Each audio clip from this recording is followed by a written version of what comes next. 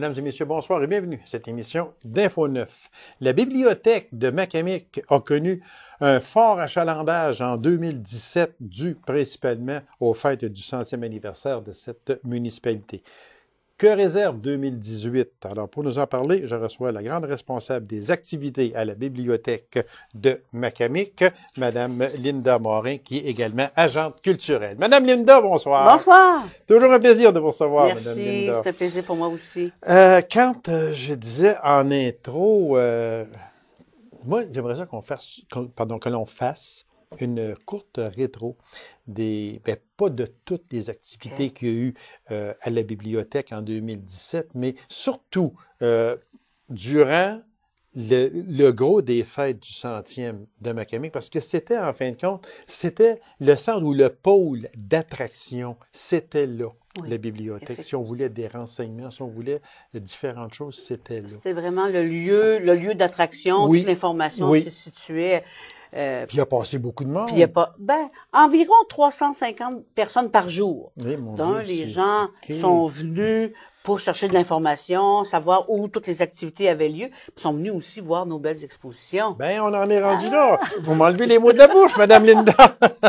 Oui, les expositions. Oui, il y en a eu. Les gens ont tellement apprécié. C'était vraiment là, bien pensé. C'est vous qui avez pensé ça?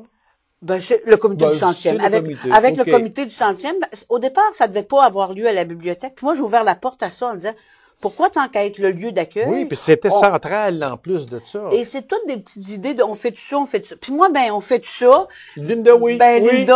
Linda, si ça sert à la population, Linda dit oui. Si ça répond à un besoin, Linda dit oui, c'est sûr.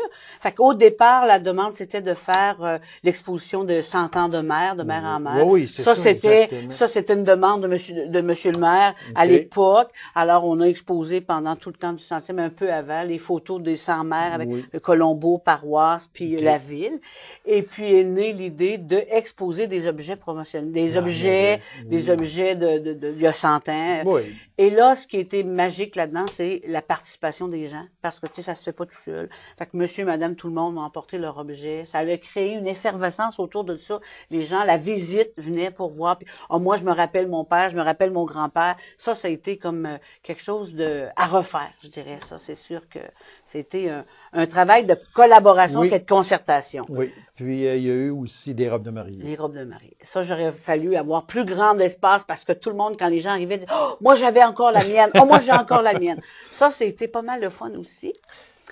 De cette exposition-là, on avait une dizaine de robes de mariée de différentes époques. On aurait pu 10 fois plus que ça. C'est sûr. Mais une chose, quand vous dites que c'est à refaire, oui, c'est certain, parce que là, j'espère une chose, que les gens là se diront pas, bon, OK, les fêtes du 100e, c'est fini, nous autres, là, c'est fini pour nous autres aussi. Non, je crois pas que les gens... Je ne pense pas. Est né après, le comité du 100e a terminé, le rapport est fait. Oui. Est né, suite à ça, maintenant, il va y avoir un comité culture et loisirs, dont Myriam Odette, la responsable de l'Arena, la responsable en loisirs, et moi, avec un comité. On va développer, on va continuer à développer à Macamic différentes activités parce que ça répond à un besoin. Fait que, on peut pas faire ça toute seule. Fait qu'on a un comité avec nous autres, puis on va continuer à faire les activités qui a commencé avec le 100e. Parce que c'est vrai qu'il y avait des belles choses, puis les gens, moi, je suis allé à quelques reprises visiter ces expositions-là, puis les gens disent « Ah oui, moi j'ai vu ça chez mes grands-parents, moi j'ai vu ça à tel endroit », puis... Les gens venaient à la bibliothèque. Puis là, les gens venaient à la bibliothèque pour se rencontrer aussi. C'était une excuse. On était devant notre table d'exposition, puis les gens se jasaient. Moi, je viens de tel endroit. Moi, j'étais originaire d'ici. Je suis revenu. Ça a créé comme tout un échange, une espèce d'engouement qui est arrivé là, puis que comme moi, j'y ai été une fois, puis juste en rentrant, j'ai rencontré une personne de Macamic que je n'avais pas vue, je dois dire, depuis au moins une 50aine d'années. Au moins. Puis on s'est reconnus. Puis on était quasiment dans la porte pendant une grosse demi-heure là, à jaser. Puis on voyait les autres personnes qui arrivaient. C'était... un beau moment. Je suis pas pour dire à refaire, mais au 101e, mais je pense pas. On verra si on ne soulignera pas un 101 jour 1, je sais pas. Tout est possible. Avec si on Linda, fera pas, tout est possible. Tout est possible.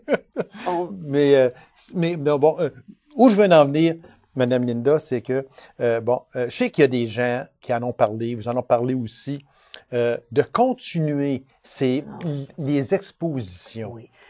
Oui, j'ai plusieurs demandes. Ben déjà pendant le 100e, il nous est venu une idée. Puis là, je suis pas toute seule, j'ai un beau comité autour de moi.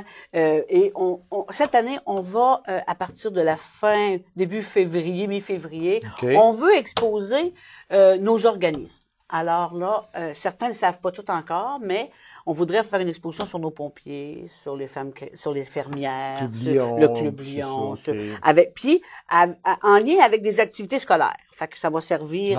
On va faire différents liens, des tables thématiques sur certains sujets, mais en même temps que nos expositions, pour parler de notre monde. Puis de là va naître d'autres affaires. On est en train de préparer, en octobre, c'est la Semaine Rose. On va faire une exposition sur la prévention du cancer du sein. Et là, il va y avoir une exposition d'art, une exposition de photos. Fait qu'à travers nos organismes, on va présenter. Mais pour le but, c'est dans la prochaine année qu'il y ait peu d'espace, de moments où il y en aurait pas. On va essayer d'en commencer une chevauchée. Fait qu'on est en train de revoir cette programmation-là. C'est beaucoup de travail, mais c'est motivant fait qu'on est en train de préparer comment on va enchaîner exposition sur exposition. Oui, puis je suis certain que les gens vont participer, dans le sens que les gens vont emporter des choses. Oui. Et les gens vont aller voir aussi.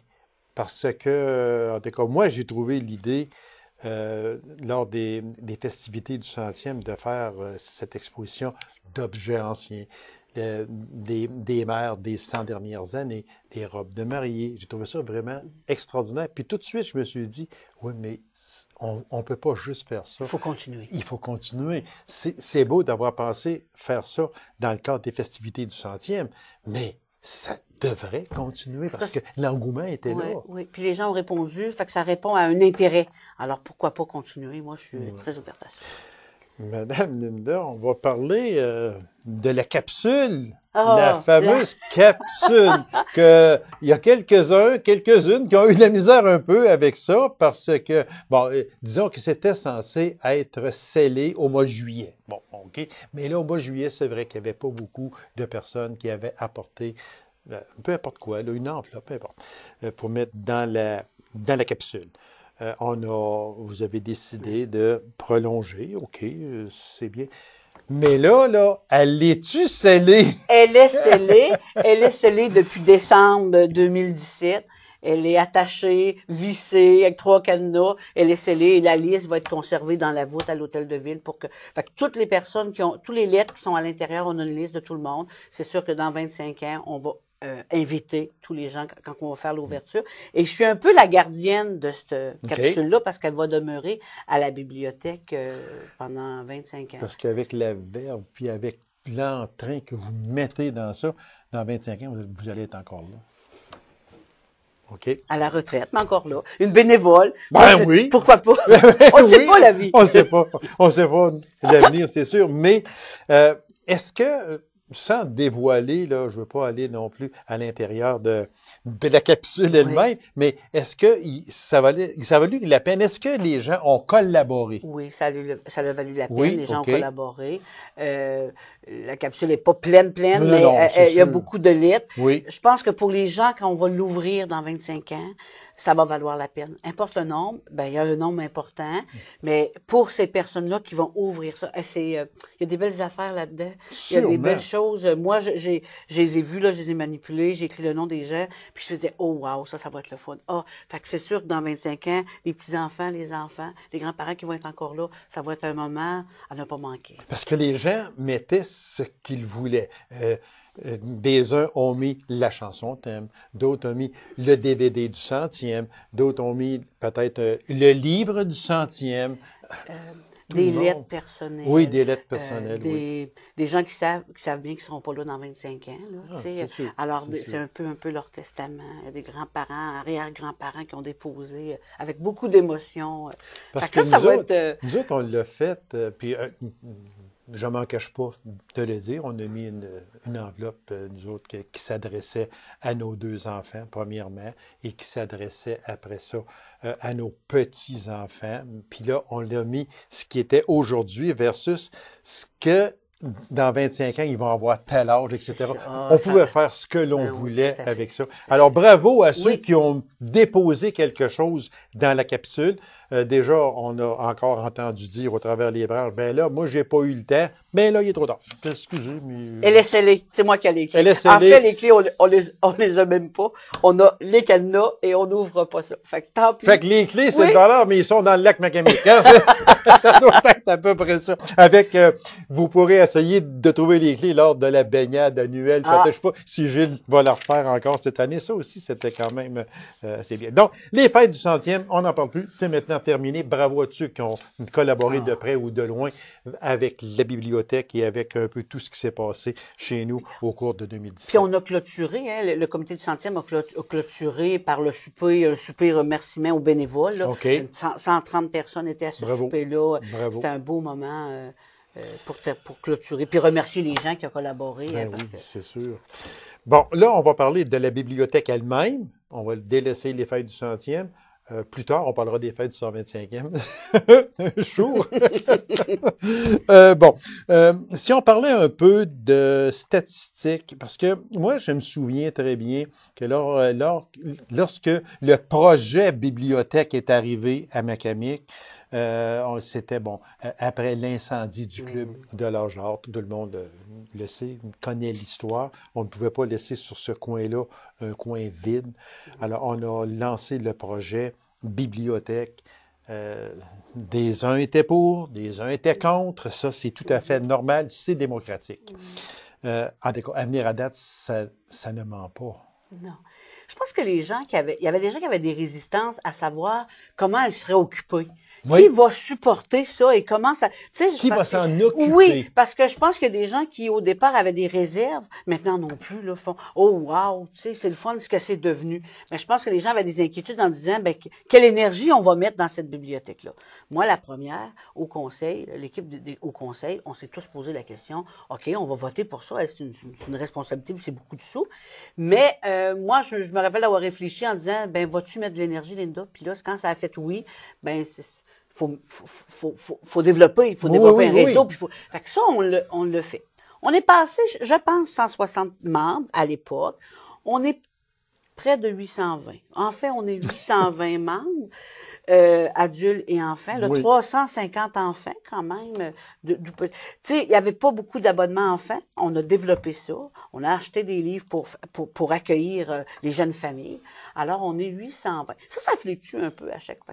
Il y a des gens qui s'abonnent, puis on renouvelle. Puis il y a des gens qui sont abonnés pour prendre des livres. Il y a une partie, là, il y a un pourcentage, eux autres, ils viennent, ces personnes-là viennent, ils viennent à tous les semaines ou aux 3 semaines, ou au mois, qui viennent. Puis il y a des gens qui sont abonnés de cœur, je dirais, qui viennent participer à des activités. Parce que les activités qu'on fait à la bibliothèque, la très grande majorité sont gratuites. La seule condition, c'est de s'abonner. Alors, les gens qui font soit Jim Cerveau, ils font c'est normal. Fait que c'est là que c'est là qu'on fait qu'on est, je suis bien fière de ça, de dire qu'on est, vous êtes fière, et avec raison, Madame Linda. C'est sûr, parce que vous l'avez pris à 100 quelques, et vous l'avez monté. Mais je dis, vous l'avez monté, mais c'est à toute l'équipe, toute une équipe. Toute l'équipe, et bravo à toute l'équipe également. Sans les bénévoles, là, ça pourrait pas. C'est ça, fait qu'on est... Vous êtes rendu à au-delà de 800 membres. Et il ne faut pas oublier non plus le secteur Colombourg. Le secteur Colombourg est très important parce que c'est 125 abonnés dans le secteur Colombourg. Ça fait beaucoup de monde, hein, abonnés qui ont de l'intérêt. C'est ça. Fait que si on regarde tout ça, là, c'est 1000, pas loin de 1000 personnes sur 3000. C'est 33 des personnes qui sont abonnées à la bibliothèque. Je suis assez fière de ça, moi. Et avec raison, Mme Linda, avec raison, parce que on voit, il y a tout le temps des activités à la bibliothèque. Alors, ceux qui n'y croyaient pas, aujourd'hui, vous devez y croire. Ils viennent. C'est tout simple que ça. Puis ils viennent. Ils viennent. Ils viennent voir, puis ils restent. Oui. de plus en plus. Puis prennent leur carte. Puis c'est correct. Ah, c'est correct. Les vendredis, groupe scolaire. Depuis on a commencé ça l'année passée. Moi, j'ai interpellé les profs. Alors, puis j'y tiens parce qu'on voit passer les groupes à pied dans Macamic tous les vendredis. Au pavillon Tremblay, il y a 9 groupes classes, 9 enseignants, 9 groupes, et ils viennent tous les vendredis. Alors, il y en a 5 un premier vendredi, la semaine suivante, c'est 5 autres, 5 autres. Alors, je les reçois et j'organise avec eux, tout dépendant, c'est du préscolaire ou de la 6e année, 5-6e année, on organise des affaires avec eux autres, on leur prépare des blocs de livres, on leur fait de l'animation, et ils partent avec ça à l'école, ils reviennent. Les plus vieux peuvent même emprunter pour eux-mêmes leurs livres, là, les classes de 5-6e, ils peuvent emprunter pour eux autres. Alors, on travaille beaucoup la responsabilisation de j'emprunte le livre, je le ramène à bonne date, on développe l'autonomie. Ça, tous les vendredis, les groupes scolaires. Je suis bien heureuse de ça. Oui, puis ça incite les jeunes à venir voir c'est quoi une bibliothèque, puis à venir dire peut-être le soir à leurs parents, « Hey, on est allé à la bibliothèque. Oui. Il y a des livres pour enfants. Oui, ça aide pas, mais ça serait plaisant. Je veux m'abonner. Oui, ça serait plaisant. Ça, oui. Puis ça permet, ça développe, tu sais, dans le but, c'est d'aider aux enfants, aux jeunes à aimer la lecture, à lire. Il y en a pour tous les groupes d'âge. Alors, l'augmentation, moi, je suis sûre que ça a une réussite au niveau scolaire, ça a un impact, c'est sûr, de lire plus souvent, de lire. Puis, on n'a pas un mandat scolaire, j'ai un mandat vraiment culturel. La lecture pour le plaisir de lire. Oui, exactement. Des albums, des bandes dessinées, à la travers ça, on fait des expositions, on fait... il reste à peine une minute. Ça va trop vite. Les jeudis, là, il vient de s'ajouter, ou il va s'ajouter de la danse en ligne. Oui. Il va s'ajouter de la danse. Il va s'ajouter, en fait, ce que je souhaite, c'est qu'il y ait tout le temps quelque chose à la bibliothèque, la danse en ligne le soir. Pourquoi? Les gens me disent pourquoi? C'est culturel, la danse. Et puis, l'idée, c'est on va faire plusieurs danses en ligne pour pouvoir peut-être organiser des soirées de danse, là, animer à Macamic des activités. Pourquoi pas? Je vais répondre ça comme ça. Pourquoi pas? Madame Linda, on va vous réinviter parce que, regardez, il y a tout ça ici, là, qu'on n'a pas eu le temps de voir. Fait qu'on va vous réinviter. Moi, en tout cas, bravo encore pour tout le beau travail que vous faites. Bravo aussi à l'équipe. Ah oui. L'équipe, parce que sans l'équipe, sans les bénévoles. L'équipe du comité, là, un peu comme un comité consultatif qui me donne un coup de main puis qui me chapeaute. Puis les 35 bénévoles derrière moi, une chance que je les ai parce que ils font les plages. Ils sont pas payés pour faire les plages. C'est des heures et des heures. Réellement, c'est à souligner. Puis bravo à ces personnes-là. Bravo à vous, merci. Madame Linda. Puis on va se revoir très bientôt parce qu'il y a des sujets qu'on n'a pas eu le temps de voir encore. Avec plaisir. Merci beaucoup, Madame Linda. Merci. Alors, Mesdames et Messieurs, courte pause. On vous revient immédiatement après. Restez avec nous.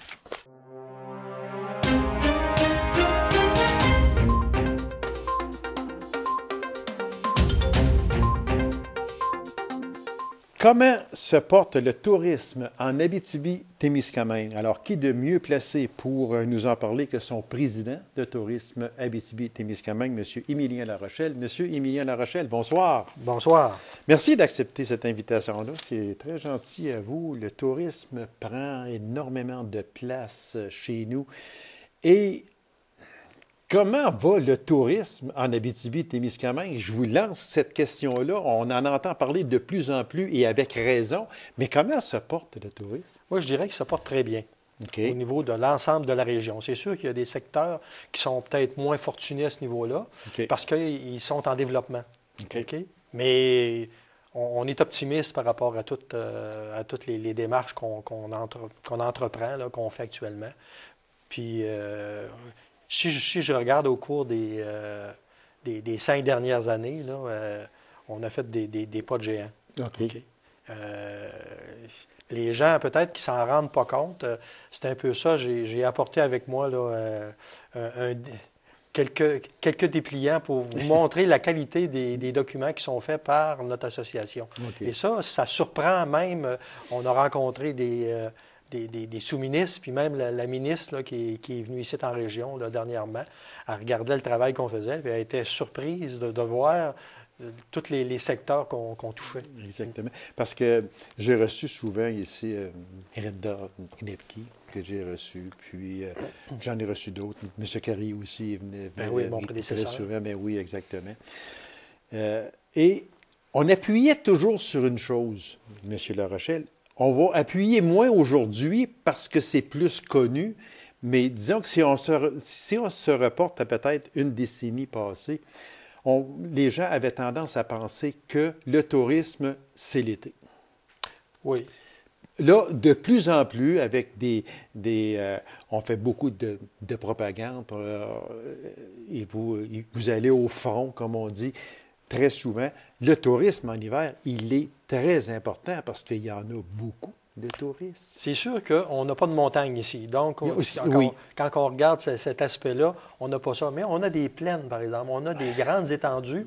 Voilà. Et si on regarde au niveau de la motoneige en particulier ou encore du ski de fond, on a des pistes là, qui sortent de l'ordinaire. Les gens qui viennent ici ils sont toujours surpris de voir que dans un endroit aussi éloigné d'eux, oui. Parce que, veut dire... Parce qu'on est proches, nous autres. Oui, c'est ça. Nous autres, on est proches. On est proches, tu sais. Comme je disais souvent, les gens, les Montréalais nous disaient « Ah, c'est loin, l'Abitibi. » Bien, je dis, écoute, moi, là, aller à Toronto, aller à Montréal, c'est à la même distance. Voilà, c'est vrai, exactement. Puis moi, je le répondais à ce moment-là, c'est vous autres qui êtes loin de nous. Oui. Voilà, tu sais. Mais c'est vrai, pour en revenir à ce que vous disiez, oui, puis même, on se rend compte de plus en plus qu'il y a des Européens qui viennent faire de la motoneige. Bien, écoutez, si je remonte, moi, j'ai regardé les chiffres, là, justement, parce qu'on a eu une rencontre dernièrement sur la motoneige, où on a présenté une étude qui était très, très parlante là, pour notre région, là, qui indique qu'on est, la quatrième industrie en importance là, au niveau des revenus là, qu'on amène en région, de l'argent neuf. Oui. Et c'est sûr qu'il y a une clientèle qui est plus locale, mais on va chercher une clientèle ontarienne, on va chercher une clientèle également américaine. OK? Même si Trump nous fait des misères dans d'autres dossiers, à ce niveau-là, on peut dire que les Américains ils profitent quand même des prix là, puis des services qu'on offre ici, qui sont quand même exceptionnels. S'ils se déplacent de Chicago pour venir ici, là, il y a des raisons. Oui, sûrement. Fait que ça veut dire qu'au point de vue monétaire, ce sont des retombées énormes chez nous en Abitibi-Témiscamingue. Bien, écoutez, c'est 30 millions. 30 millions. C'est 30 millions. Par contre, c'est pas ça, c'est pas tous des gens qui proviennent de l'extérieur. On parle de l'ensemble. Oui, c'est ça. De l'ensemble, fait que c'est quand même beaucoup d'argent. C'est ça. Ça représente la motoneige, quand même, un secteur là, qui apporte énormément de revenus ici, de l'argent frais. Et qui permet à nos petites entreprises, nous autres là, parce que, vous savez, les sentiers de motoneige, ils circulent autour des petits villages. Voilà, ça donc, permet... il y a des dépanneurs, puis eux aussi, durant l'hiver, là, ça ne marche pas oui, parce qu'il n'est pas rare d'arriver dans un endroit, que ce soit La Sarre, Macamic, Dupuis, Palmarin, peu importe, de voir 15-20 motoneiges à la porte d'un restaurant. Ça, c'est pas rare, là. Non. Fait que ça veut dire que les retombées sont là. Après ça, on s'en va mettre du pétrole dans nos machines. Alors que tout le monde en profite. C'est pour ça que, dernièrement, on a justement... On avait notre ministre régional, M. Blanchette, puis il y avait aussi Guy Bourgeois, du Parti au pouvoir. Oui. Puis je leur mentionnais à ce moment-là que je trouvais que nos clubs de motoneige là, qui entretiennent ces sentiers-là d'une manière exceptionnelle, il faut le dire. Oui, exactement. Okay? Donc, je trouvais qu'il n'y avait pas beaucoup d'aide. Il me semblait que notre gouvernement pourrait... compte tenu des importantes entrées d'argent. Des retombées. Des retombées de ça. Ça fait qu'à ce moment-là, je dis, il me semble que ça pourrait aider. On sait que rien qu'au niveau du Québec, c'est 9 millions de revenus là, qui tombent dans les poches du gouvernement. C'est donc, s'il en redonnerait 500 000 ou 1 million, ça ne les appauvrirait pas tant que ça. Puis ça aiderait beaucoup, par exemple. Exactement. Il y a ça. Fait qu'on pourrait continuer à progresser. Oui, actuellement, on est en progression au niveau, vous parliez justement de l'importance des activités hivernales. Et on a plusieurs festivals qui se déroulent en hiver maintenant. Oui, c'est vrai. Okay. Ça bouge beaucoup plus l'hiver que ça bougeait il y a 10, 12, 15 ans. Puis, pour revenir à ce que je disais tout à l'heure au niveau des étrangers, là, ceux qui sont hors... qui sont américains ou européens et qui viennent ici, il y a 5 ans, c'était même pas une statistique. Okay? Quand on relevait le nombre de personnes qui étaient venues, là, on n'en parlait pas trop parce que... On n'en parlait pas du tout parce que c'était gênant. Okay? Mais maintenant, on travaille avec des John View, Transat. C'est des gens qui vendent des forfaits en Europe ou aux États-Unis. Donc, ça permet de faire venir ici une clientèle qui est payante. Okay? Oui, ces gens-là, ils viennent ici, puis ils n'emmènent pas leur matériel. Là. Okay? Ils arrivent ici, puis... Mais encore là, les propriétaires, les vendeurs de motoneige en profitent justement. Ils louent. On ne loue pas juste une motoneige, on loue tout ce qui va avec. Fait que c'est sûr que... on a passé de presque 0% d'activité. C'était 0,6%, là, tu sais. Ouais, OK, c'était presque rien. Maintenant, on est autour de 7 à 9% là, de clientèle qui provient des États-Unis et d'Europe. C'est quand même un pas de géant, même si ce n'est pas beaucoup de monde. Non, mais quand même. On voit une progression. Voilà, exactement. Puis c'est tout... à l'honneur de Tourisme Abitibi-Témiscamingue qui s'en est beaucoup occupé également, avec des propagandes, et puis on veut avoir les gens, puis les gens répondent bien. J'ai l'habitude de dire, nous, à Tourisme Abitibi-Témiscamingue, on ne fait rien. La seule chose qu'on fait, on essaie de mettre en valeur, ça c'est notre ouvrage, c'est de mettre en valeur ce que les gens de la place font. Voilà, exactement, c'est bien dit. Le temps passe vite, M. La Rochelle. Partenariat avec la MRC d'Abitibi-Ouest, ça, c'est pas nouveau, mais c'est pas vieux non plus. Non, ça fait, je vous dirais, c'est notre deuxième entente qu'on vient de signer. C'est quoi exactement? Bon, nous, on ne vient pas dire à la MRC quoi faire. On leur demande, vous, qu'est-ce que vous voulez faire? Quels sont les produits que vous voudriez mettre en valeur, que vous voulez développer? Puis on va vous accompagner là-dedans. Parce qu'on a quand même des personnes qui ont une expertise, qui sont en contact avec des gens qui voyagent partout dans le monde. Donc, on a des contacts privilégiés avec des grands fournisseurs de services touristiques. Donc, on connaît les tendances et ainsi de suite. Fait qu'on peut les guider et on peut aussi les accompagner dans le développement de leurs produits. OK. Fait que en fin de compte, c'est la MRC qui vous apporte des choses. Bien, nous, on leur aide à identifier les éléments là, qu'ils voudraient développer.